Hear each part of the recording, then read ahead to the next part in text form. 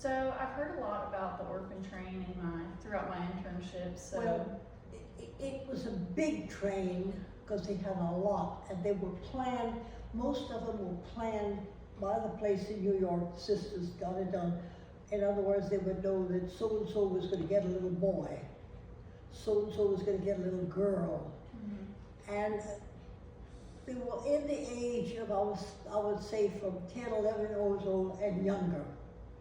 And they were all planned for different families. There was a lot of people that wanted a boy to help out. And then the girls, the little girls, let's say 8, 9 years old, they helped in the house. It was a very sad thing, but very happy because they were finding a home. They did not have a home in New York. They lived in this big orphanage, and they're the ones who wanted to get them out because they had too many. And it kept coming and coming. I don't know if my 2 children are adopted. And I went by the place not too long ago that I got them in Shreveport. The building is empty. It's just sitting there.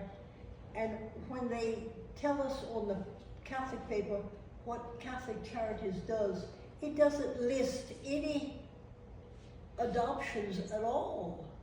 And that's what it was in Catholic Charities.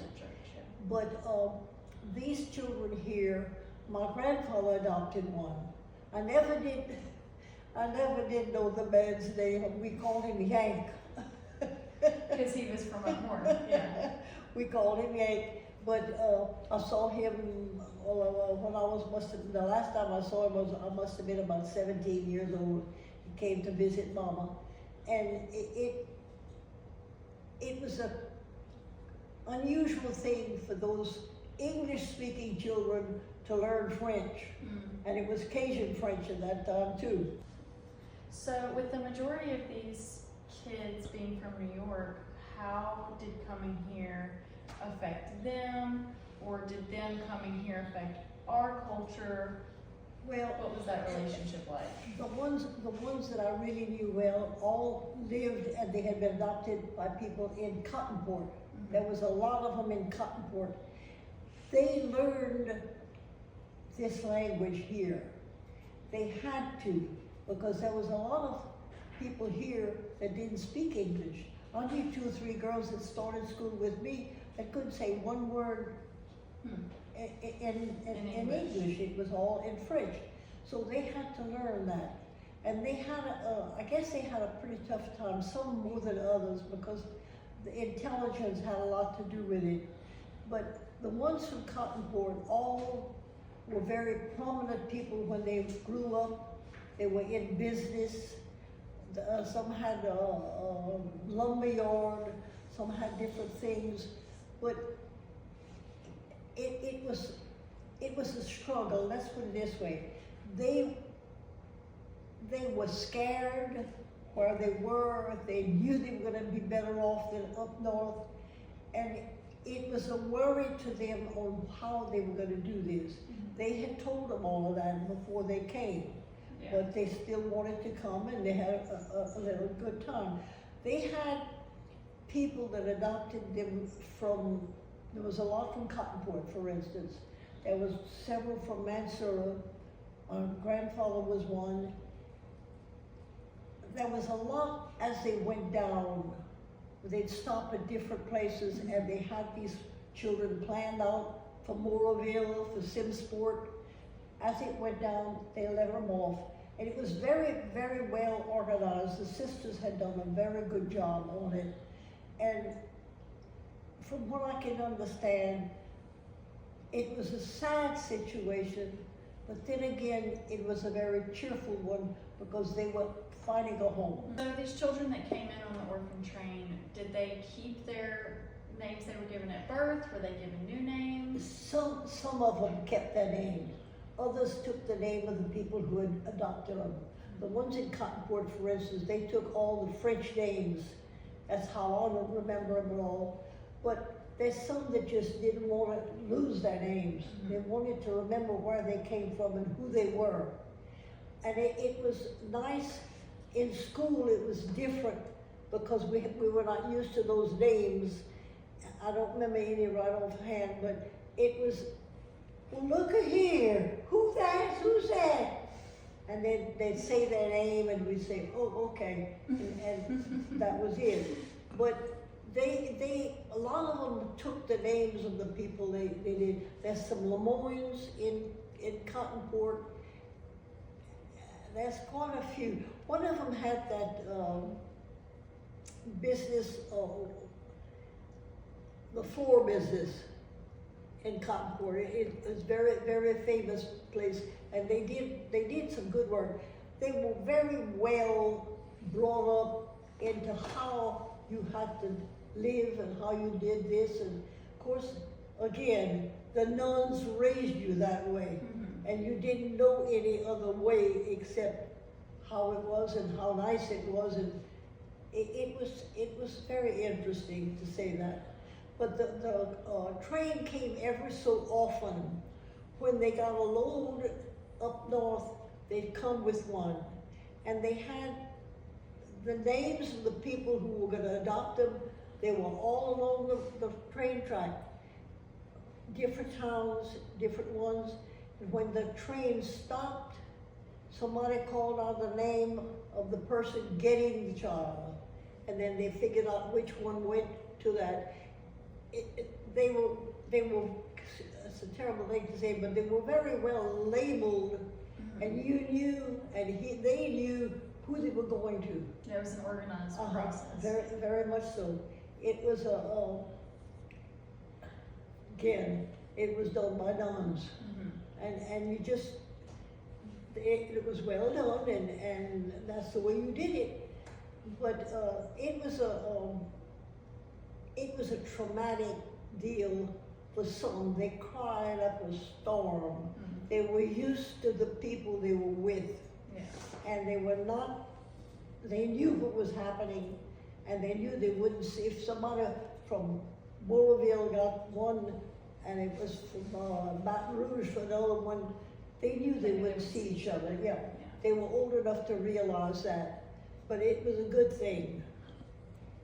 So, if there, for instance, were a pair of siblings on the orphan train, would a family adopt them together typically, or would they separate them? Some were adopted together. It depended on the family that was taking them. Others were separated. Now that was very traumatic because they knew they were going separate ways. But most of them stayed together. I know a boy and a girl, brother and sister, and they stayed together. And they took the name of the family that adopted them. And they did very well. They got along well with the people. They had a lot of trouble with the speaking and to learn a new language, but they did well, and they were happier when they kept them together. It was not, I don't remember too many that were separated, but they were kept together, which was a good thing. Now, if the family that adopted the child had maybe one child before, or maybe two, they didn't mind taking two. Right. But if you had 5 or 6 children, you didn't need 2 more. You needed 1 more. But it was well done. And I remember one couple. It was a boy and a girl, and they were adopted and they kept together. So it was good for them, and it was good for the parents too, because the 2 children were happy together. The parents would have to struggle with something if they separated them. They didn't get along with, I don't want to be here, I want to be with my sister. And it was just one of those things. But the whole setup for the children was a very wonderful thing, because there was no room for them in New York. There's a lot of this stuff that's been written of it. They have it here somewhere, some articles about it, and I know somewhere in Cottonport they must have some of those, because there was a lot of adopted children in Cottonport, very much. So why were so many kids from New York orphans? Well, as you said, there was an influenza epidemic, and there's a lot of them that lost their parents, or maybe just one parent and the other one couldn't keep them. And it was just one of those things that they had to place them somewhere. They were too much. I know if one train came here, let's say January the 1st, they might have another train coming sometime in March. Mm-hmm. They had that many more that they had gotten, and they just had to place them somewhere. And I don't know if they went out west, I don't know that. I'm sure they did, and going to east, but it was a necessity in the fact that the couples couldn't take care of them, they were sick or something of that form, or maybe one passed away, or maybe they divorced. Mm-hmm. In those days you had divorces. It wasn't as much as now, because life was not complicated like it is now. Mm-hmm. And it was, they were children that just did not have the proper home life, whether it was because of the influenza deal, or because of marriage, or whatever, or one died, or something of that sort. But it was something that we realized when we heard about it, when we knew about it, we realized that it was something that just had to be, because if a train came here, like I said, January the 1st, you might have another one in March, because you have that many children that will be coming to your orphanage. Yeah. And that's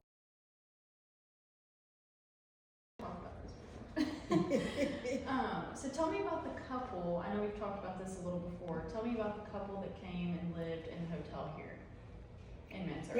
there was 2 men and a lady who came on the train.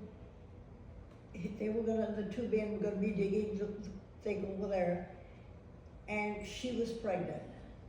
And they walked on Main Street a good bit. They were at the top of the hotel, 2nd floor. And she finally went into labor and she had the baby. The baby died after about 2 days.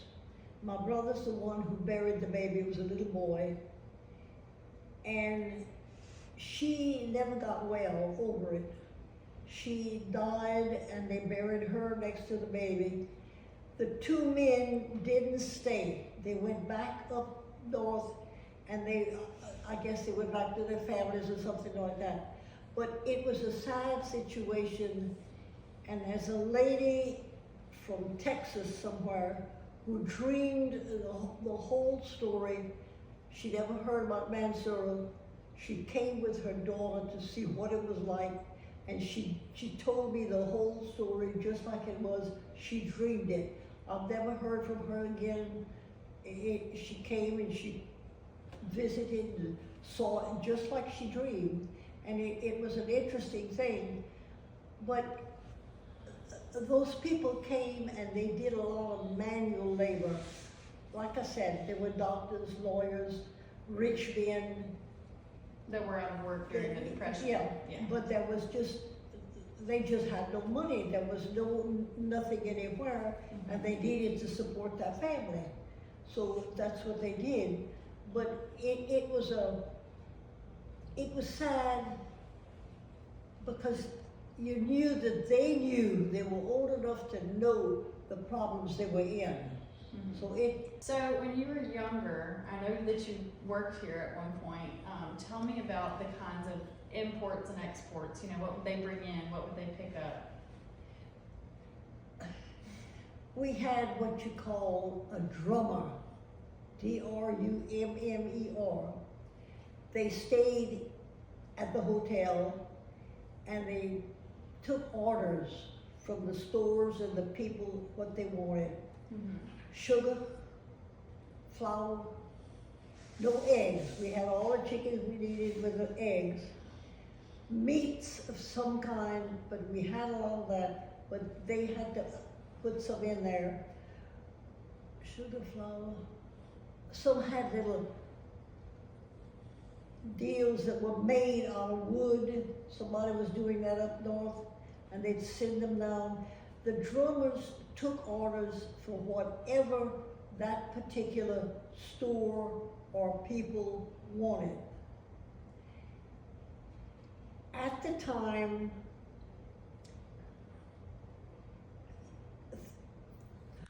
let's say I had a store, I would give credit to people that I knew would come and buy from me whatever they needed, but I expected you to pay back.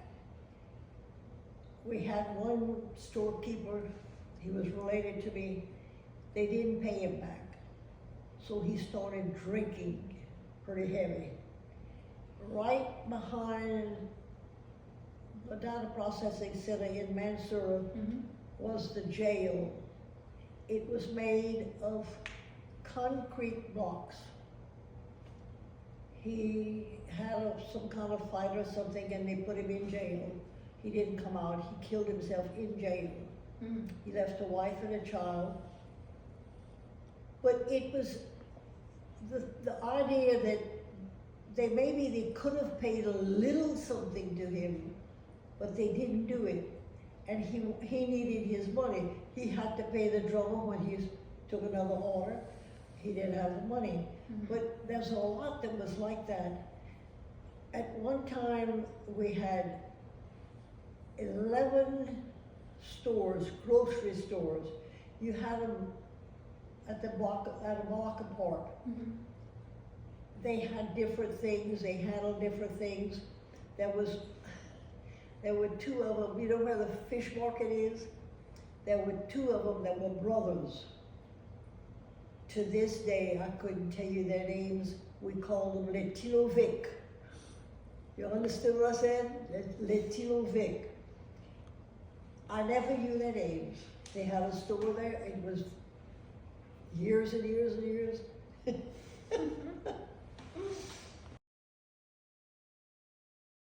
So, Ms. Barbara, to kind of wrap up our train talk for the day, do you know if trains still pass through here, or? Well, Flying Crow was a passenger train. They had a couple of blocks in the back that were for stuff that was being shipped, but it was the passenger train, the Flying Crow. I rode that a lot of times, but what was interesting was when they got the Southern Belle. That, oh, we thought we had died and gone to heaven. That was such a beautiful train. I don't think they kept the pictures. She's gone and all that.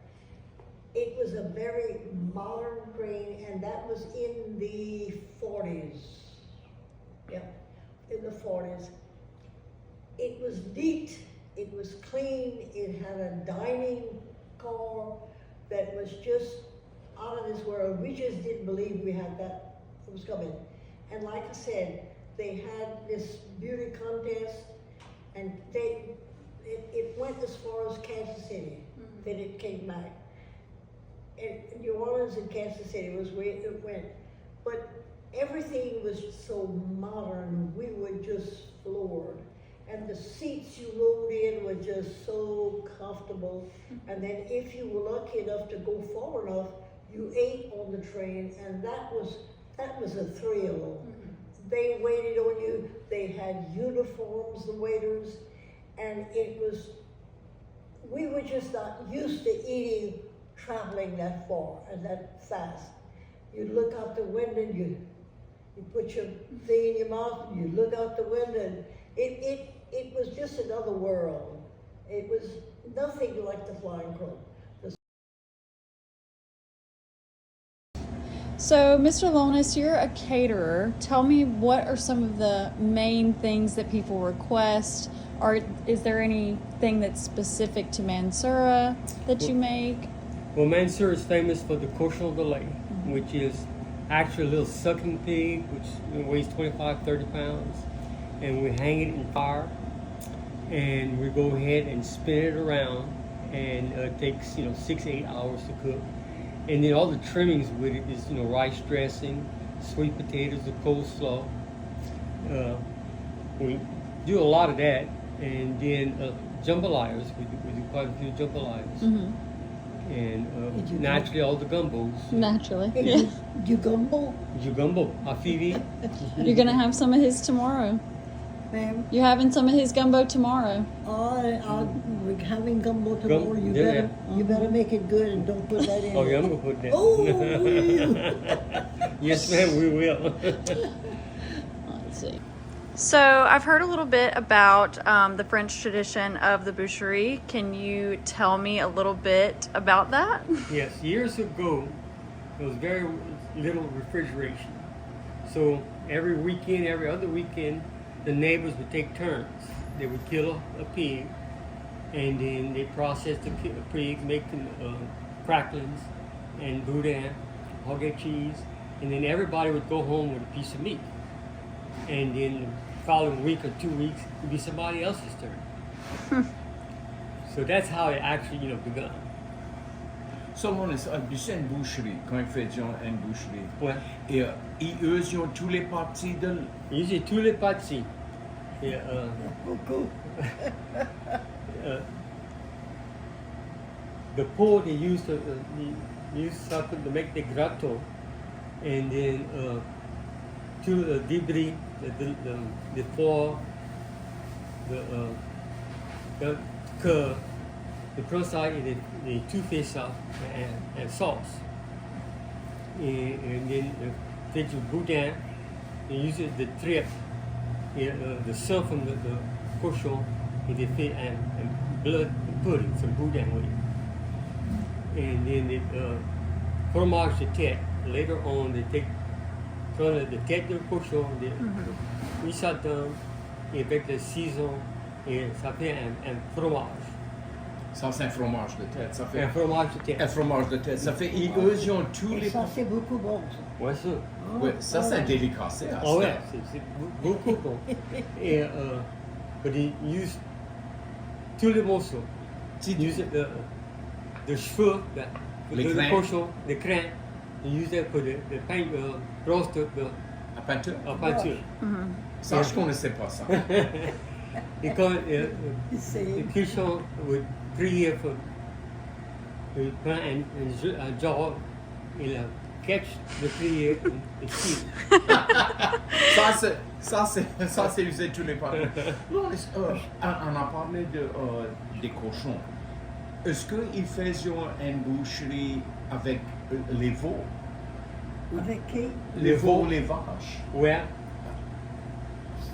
Ça, j'ai jamais connu ça. Non, Ouais. ça juste... Ça dépend you À utiliser. correct, But most of them did come through south, So- Appaloosas. They do that over there. They do a lot with the vote. Et- C'est la même chose to everybody from their turn. Ok. La même chose La même avec... chose que le bœuf comme le cochon. Du grillade, ça c'est pour le bœuf. ou- Ouais, les deux. Le grillade de cochon, le grillade de bœuf. Grillade de bœuf, et ça c'est l'affaire qu'on mange tout le temps. Ouais. Avec un swing. Ouais. Ouais. Le grillade chi, Ah, je pouvais pas dire la ça. rate, le cœur, le foie et les kidneys. Pour les cochons, c'est juste la foie, le cœur et les kidneys et la rate. Et c'est tout. Et tu peux pas faire une sauce avec rien d'autre comme ça. Non. Ça c'est une sauce. Ça, c'est de- Tu peux pas. Je ne sais pas qui dire. Ça fait... C'est juste ça. Ah, mais les grillades tu vois dessus dans les restaurants en ce temps, c'est pas les grillades avec les deux dents de corps. Ouais, c'est Plus ouais. des fois. But c'est pas la même chose. Quand ils ont parlent de grillade, c'est acheter ça dans un magasin, mais c'est des fraîches. C'est des tout fraîches, et c'est coupé tout fraîche et tu pris ça right away. À cette heure, c'est le même morceau, mais c'est tout glacé et c'est le flavor, c'est pas proche de mariage. C'est pas comme ça d'été. C'est pas comme le fraîche. Oh non. So, Miss Barbara, on a parlé de, tu dis du rice dressing, nous autres appellent ça du phare. Je ne connais pas qu'il appelle ça du phare dans le sud ou pas, parce que les différentes parties de la Louisiane parlent français différent. Ouais, correct. Mon question c'est, on a parlé de d'un corps d'une vache et on a parlé de d'un corps d'un cochon. Je connais des fois, je connais une use et du poulet aussi.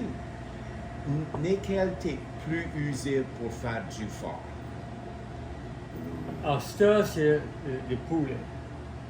Mais dans le temps, c'est le cochon, parce que tu uses everything. Pour user tous les parties. Tous les parties de cochon. Mais j'ai jamais entendu dans du phare dans le corps des bêtes. Non. Tu uses pas ça C'est le cochon.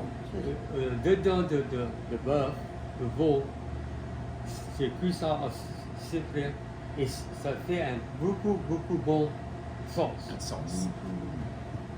Beaucoup bon. Et spécial qui tu cuis ça dans un chaudière. Un chaudière. Oh ouais. Ça aussi, tu peux pas. Oh, si tu veux cuire de grillade, tu as besoin Ça c'est la meilleure sauce que j'ai déjà mangée. ça, c'est cool. La sauce de grillade. Tu Dessus peux du riz blanc. Tu peux. Oh, Le masse du monde, c'est un foie, c'est un cœur. Il ne peut pas manger Tout l'affaire. toute l'affaire. Mais quand ça va pour le gravy, pour la sauce et le riz, Tout le monde mange la même sauce. c'est Ouais, correct. et c'est juste quand tu peux faire des sauces avec. So tell me a little bit about y'all's conserve you have here. Ok, Commence avec ça. Commence avec ça. C'est Non, beaucoup. dis comment. Non, Dis- non, dis- je comptais pas comme ça. ça c'est des Betterave. betteraves.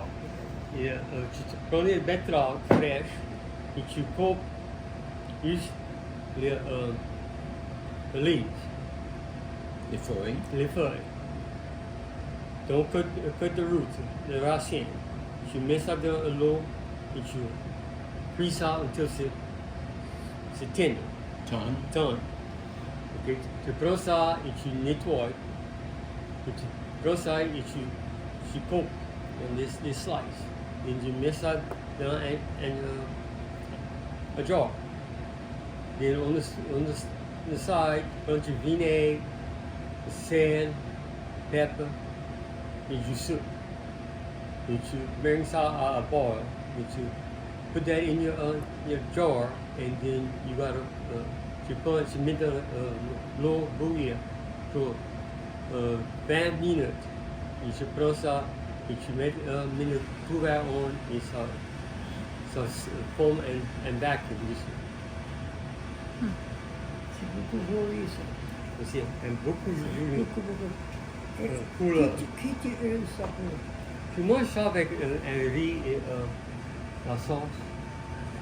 Donc tu fais un salade de patates et betterave et divers oignons. Des oignons verts. Ça c'est bon. Ouais, Je ça connais c'est ça. bon. Avec du vinaigre, pas du Ouais. mayonnaise. Correct, le vinaigre, Lourdes, moi je suis familier avec les figues. les figues. Ça, parce que je vais ramasser des figues. Tu ôtes le petit oignon. Ouais. Et moi j'aime un petit bout. Petit Oui. stem, Ouais, ouais. it's good. But, Ouais. tu vois, quand tu vas foutimer, j'ai tout le temps attendu foutimer des grands manches. Moi, j'aime pas des grands. Parce que tu attrapes le figuier. Le figuier. Un J'ai jamais figuier. entendu ça. Ah ouais. Parce que c'est laid quand tu vas pour attraper la figue. Ça fait Et ça fait beaucoup. Mais comment tu alors Bueno, tu ramasses. Mais tu ça- ramasses les figues, tu veux être couvert parce que le lait des feuilles, Ça vient et ça le fait démanger. Oh ouais. J'ai jamais entendu La ça. figue. Tu appelles ça le figuier. Pour qui tu manges les figues, juste, parce que normalement, si tu manges les figues Correct. au-dessus du Correct. bois, Offre-moi. ouais, et ça fait comme des ulcères. Il appelle ça, il appelle ça le figuier. Ça fait là, quand il vient, tu laves les figues. Nous autres, on appelle ça le petit chouin. On laisse les petits chouins. Tu coupes le petit coin. OK. Et tu mets ça dans un bol avec une masse du sucre. Masse du sucre. Une masse du sucre. Il y a un petit peu de l'eau. Et ça prend longtemps pour cuire ça. Ça prend, ouais. Oh, ouais, ça- 3, 4 heures. Ouais. Et tu parce cuis que until, quand c'est- Le sirop est épaisse. Mhm. Quand le sirop est épaisse, il met ça dans Et ma maman, quand elle a cuisé, elle peut pas, parce qu'elle ne peut pas brasser. Brasser. Mais elle cuisait ça jusqu'à. Elle a appelé ça, ça fait des figues proches au candy. Mhm. Parce que la condiment, et c'est beaucoup C'est bon. un biscuit. Un biscuit. Biscuit. Un biscuit Oh, ou yeah. un morceau de pain froment. Oh, Ou du couscous. oh, Ouh. Tu mets ça dans un couscous avec le lait. oui, un pain maillot aussi. Ouais, ça c'est Oh. cool. But, Et un gâteau de figue, c'est beaucoup bon aussi. Beaucoup. Oh, ouais, Oui, c'est ça, c'est bon. beaucoup bon ça. Et dans les autres, quand t'es pauvre, quand t'es moyen, toujours pauvre en stock, mais t'imitais pas tous ces jello, Oh, non. des fraises, ou des pêches, ou du limon, des C'est ça, je oranges. voulais dire- je voulais C'était parler. juste le figue, le sucre, il y a un petit peu de Un l'eau, vieux temps. un vieux temps. Ça c'est tout. Et ça conserve pour 1 ou 2 ans. Oh, plus Qui, longtemps que qui, ça. qui, s'il en reste. S'il en reste. Ouais, S'il en reste. ouais. Et c'est beaucoup, beaucoup easy pour donner. Ouais. Je vois les mains déjà prêtes. Beaucoup aisé. Regardez là. Non, non, c'est des tomates là. Ouais. Parle des tomates. Les tomates, tu les ramasses bois. les tomates et tu mets dans de l'eau chaude et tu ôtes les écailles Mhm. et tu prends les tomates, tu mets dans le jar et until it's full. Then you take 1 teaspoon de sel, tu mets dessus, you couvert and then you process it pour 20 minutes. C'est tout. Il goûte proche la même chose qu'un fraîche tomate. Tu connais Anna Lamartinière? Oui. Ok. Elle a fait des affaires comme ça. Elle a fait des figues avec des strawberries. Yeah. Mhm. Ça, c'est Avec des beaucoup fraises. bon. Mais ça fait moyen un jam. Ouais. Ah, c'est beaucoup bon. Parce que, qui c'est la différence de conserve et un jam? Le jam, c'est plus. It's not as jelly. It's more, it's Mhm. firm. It's thicker. Yes. Okay. Is that when they, and I can't say the word in French, but is that when you mash the figs? You mash the figs and Conserve, it's coming back to Yeah, me the now. conserve Conserve is whole. everything. And then the jam- jelly is just you use the juice Right. from the fruit, Right. and then the jam is you use the pulp Right. itself with The it. jam when it's in the jar, you can cut it. Mhm. Yeah, yeah. It's a thicker thing. So then, Lonis, is that the same process you use for the okra? I don't know too much about okra because I don't like it. C'est proche sur la même chose when it comes to conserver. When you boil it and to seal it, c'est tout la même chose. But this is vinegar based, Ça c'est vinaigre, de sucre, sel et poivre. sort of like your beets. Proche même chose que ça. This is more dessert, Ça c'est dessert. Et sweets, ça c'est just comme baked un salade. Yeah, water based. Une salade. Ça, c'est correct. Et ça, c'est ton deuxième Ouais. salade et les betteraves et tout ça. And then we do a chow chow. C'est des tomates vertes, du maïs, du cauliflower, broccoli, what else? Des carottes, and you process it in vinegar. Chow, Some ça chow c'est- chow. Un vieux mot, ça. Yep, some chop chop. Ça fait. Tu peux pas demander à quelqu'un, tu veux du chow-chow? Du qui? But I did a wedding for somebody, and they wanted chop chop. So I went ahead and made 4 or 5 parts, for the wedding. Well, we served at the wedding, but there was 2 parts missing. The lady who was doing the wedding, she took the 2 parts. She said, "They're not having this. I'm taking it home." So, Miss Barbara, we have you in your church now. Yes, indeed. This is my church. I worked for it. I enjoyed it. And I love St. Paul. I wish they would have put him down instead of up so high. He is a little bit elevated, but Okay, you don't- I guess once you're sitting down, and especially if you're further back, maybe you can. Well, maybe so, but he's our patron. He's your patron saint. That They should that is. be able to see. It's very well decorated right now. It's beautiful. Absolutely, because we're in the Advent season and a little bit of Thanksgiving left over. So we're in this season of preparing for His coming, for the celebration of the birth of Do Christ. you remember Father Louis Gorries? I remember the name. I'm looking at the flowers. When he came to Plocherville, he had been here 1 year, and he came to Plocherville, and he told me one day, get ready, we're going to Lafayette. Go to Lafayette, turn here. Oh, stop. We were at a flower shop. He bought $4,000 worth of silk flowers. One for Mary, one for Joseph, 2 for Jesus. Every Christmas, Easter, November 1st, every big thing, you had it. Brother Paul didn't have any flowers. When I see flowers, I think about that. So one thing that is unique to this church, and from what I've understood, and especially now since we have Pope Leo, and his connection to the Prévost family, and we do have Prévosts in our community of Mansoura and the parish of Avoyelles, and I'm so much trying to make a connection. And then one day I was talking to a travel writer, and she says, well, you know that there is a stained glass window in St. Paul's attributed to a Prévost. So she says, maybe that strengthens your connection. And I said, no, Robin, I did not know this. But she says, get in the car, I'll go show you.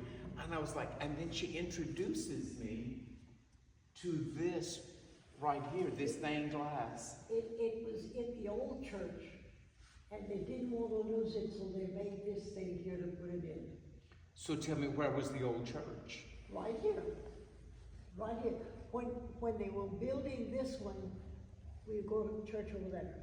And there was a little, well, like in school or something. And it was Father Bonan or somebody like that, I think. Father Bonan, there was no, we didn't have air conditioning in those days, and the windows were open.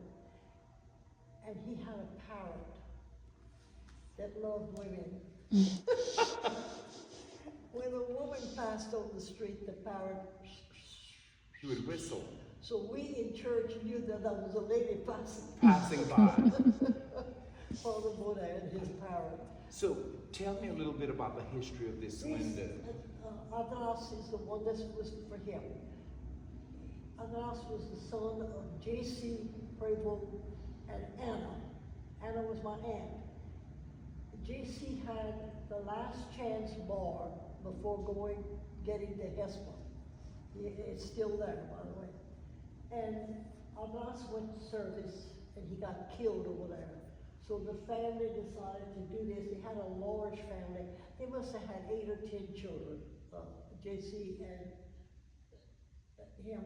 And they had this window done.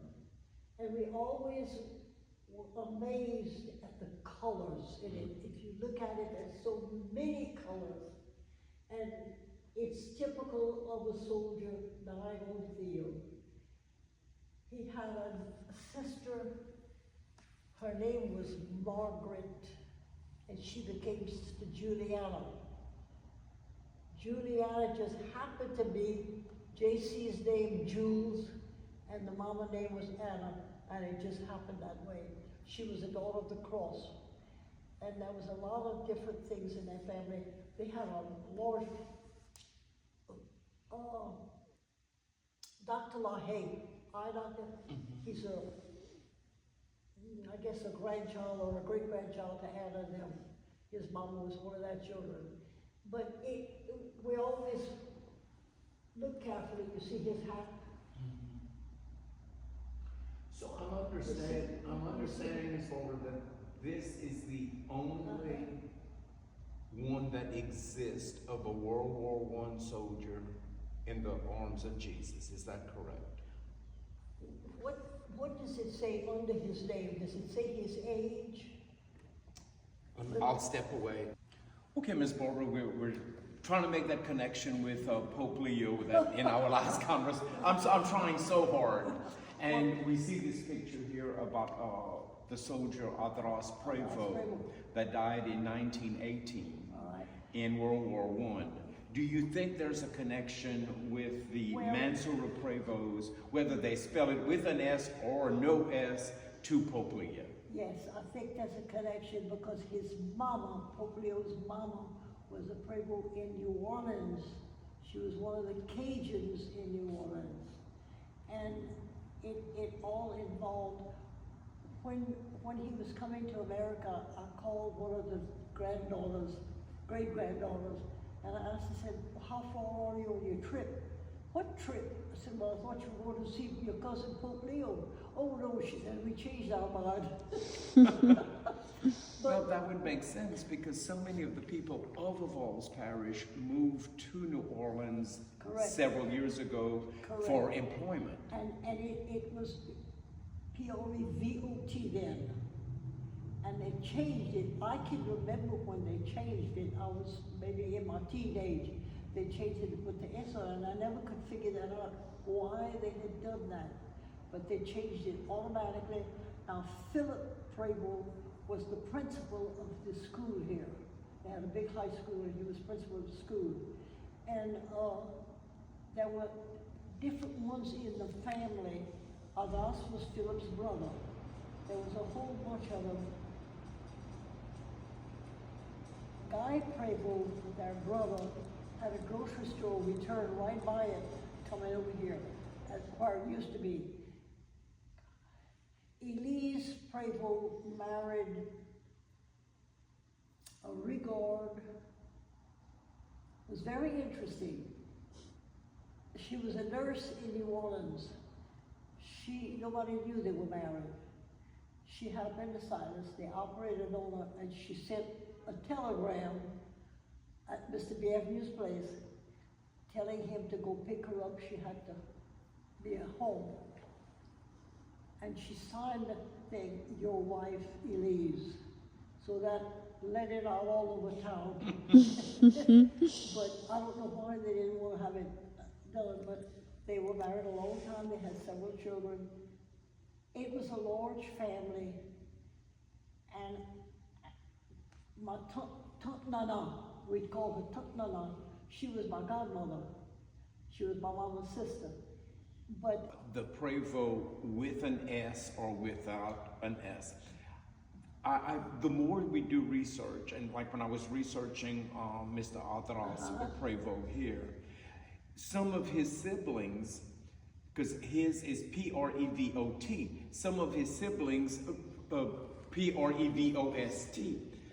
And the more I find in doing research of the histories and the families of Avoyelles Parish, you see this, and then one day I stumbled on a priest, and he said, well, Wilbert, you have to remember, you know, way back when, just as it is now and coming back, the priests were coming from different countries. I don't know when they changed it. I can remember noticing the difference when I'd see the two names, and I wondered about it, and nobody really knew why they had done that. See, with the explanation that was given to me, and not just with the Prevosts, with several other families, is that it's how the priest heard it. And in their country, they would write it a certain way.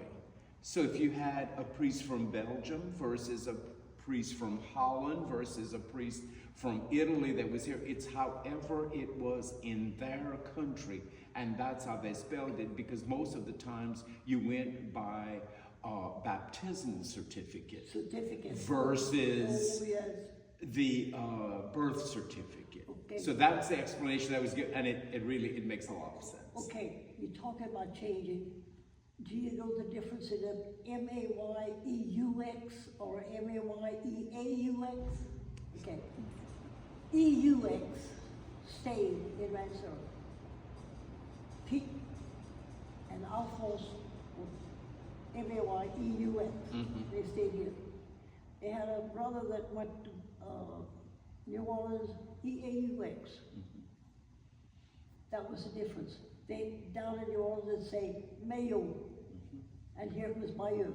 And that was the French. Correct. That was, yes, that was the French. Correct. I worked for two brothers, and before I became director of tourism, I was with another public agency, and I worked for two brothers. One had one, and then they were biological brothers by the same parents. E-U-X, E-A-U-X. Correct. Talk about I was confused a lot of the time because I had to work for You see, both of them. My first husband was Bayeux. He came from New Orleans, E-A-U-X. So that's how my son signs his name, E-A-U-X. But it's all in who went somewhere. And that's what changed a lot of things. And I don't know if they were that different from the family while they were here. I don't think.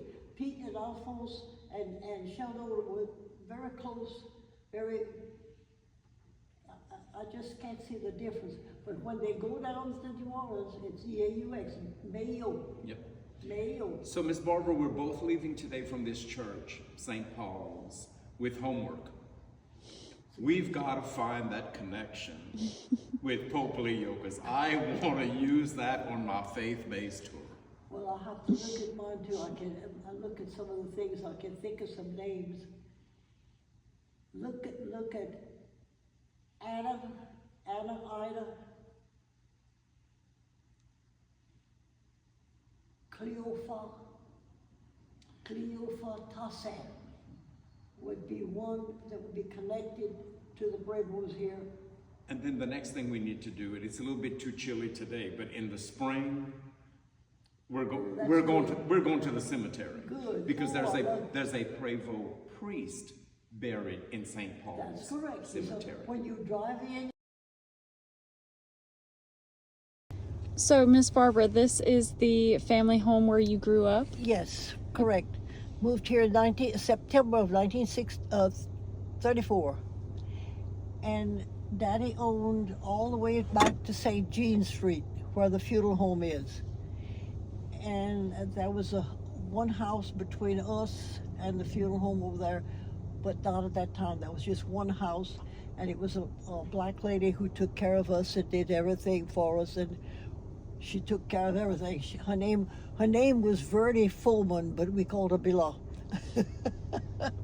But her children were raised with us, and we knew everything went on. But it's a big house. It had a family in it, and that little white section was later on added on. Mm-hmm. And there was a big tree right in front on the other side of that fence. The Dr. Drouin on the next block, the big white house where one lady lives, one girl, they had a monkey. And sometimes the monkey would escape. And he'd always wind up in that one tree. When we'd see him in the tree, we'd let him know, well, come get him. So they'd come get the monkey. But that happened very often. He was in a cage on the back porch, and he got out. And he didn't go into any other tree but that one right there. He liked that particular tree. But anyway, this was a big house. There were no houses on the road here. Nothing. The funeral home was not built. The funeral home was right here. Everything was here. And I don't know what else to tell you except I had some good days there and some bad days. That's natural with anybody. But we used to sit on the front porch to watch people go in school, at church. Now, if you stand in the middle of those two first posts and you look and the door is open at church, you can see the altar. It's directly in front of it. I don't know if they planned it that way or it just happened that way, but you can see the whole thing right there. Is it still in the family, Miss Barbara? Oh yeah, The home? our lives in it, and I don't know what'll happen. I don't think it'll one of his children will come. He's got a daughter that's in the medical field in Lafayette, and a daughter in something else in Florida, and a son who's a doctor in North Carolina. So there's none of them that's going to come live here, so they'll have to sell it. He's got a swimming pool on the other side. Why don't you go talk to him? He'll tell you some stuff. That's for another